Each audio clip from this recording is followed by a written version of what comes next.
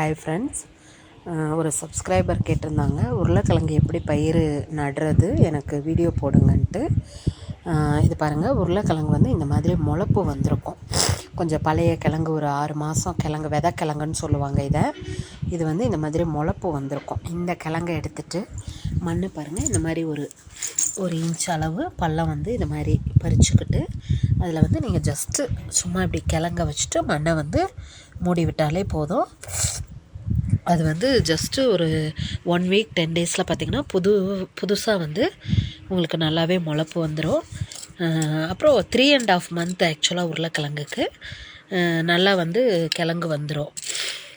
அது நம்ம லக்கு தாங்க ஃப்ரெண்ட்ஸ், கிழங்கு நல்லா வர்றதெல்லாம்.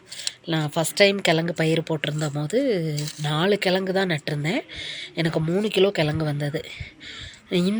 இந்த டைம் நான் பயிர் எடுக்கும் போது ஒரு 10 கிழங்குக்கு மேலே நட்டிருந்தேன். அப்போயும் எனக்கு ஒரு 3 கிலோ தான் வந்திருந்தது. பாருங்கள், மண்ணை போட்டு மூடியாச்சு. தெரியுதுங்களா?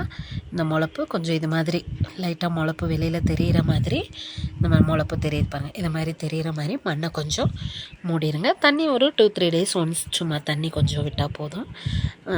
இது வந்து உரம்லாம் நான் எதுவுமே போட மாட்டேன். ஜஸ்ட்டு இந்த மாதிரி முட்டை ஓடு, வெங்காயத்தாள் இந்த மாதிரி தான் போடுறது நேச்சுரலாக. மற்றபடி வந்து எந்த உரமோ இது மருந்தடிக்கிறது அந்த மாதிரிலாம் எதுவுமே பண்ண மாட்டோம். எந்த கெமிக்கலும் இல்லாமல் நேச்சுரலாக தான் எடுக்கிறது. இப்போ நான் நட்டிருக்கேன். இது வளர நான் உங்களுக்கு இன்னொரு வீடியோ போடுறேன். Bye friends. பாருங்கள், ரோஸ் செடியை ஒரே ஒரு செடி தான், அதில் எவ்வளோ பூ பாருங்கள். ஆக்சுவலாக கொடைக்கானலில் நல்ல மழை 2 நாளாக.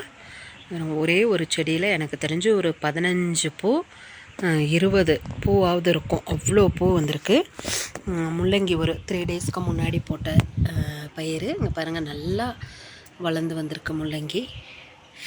வெங்காயம் கூட நட்டிருந்தோம் பாருங்கள், அதுவும் நல்லாவே க்ரோ ஆகிருக்கு.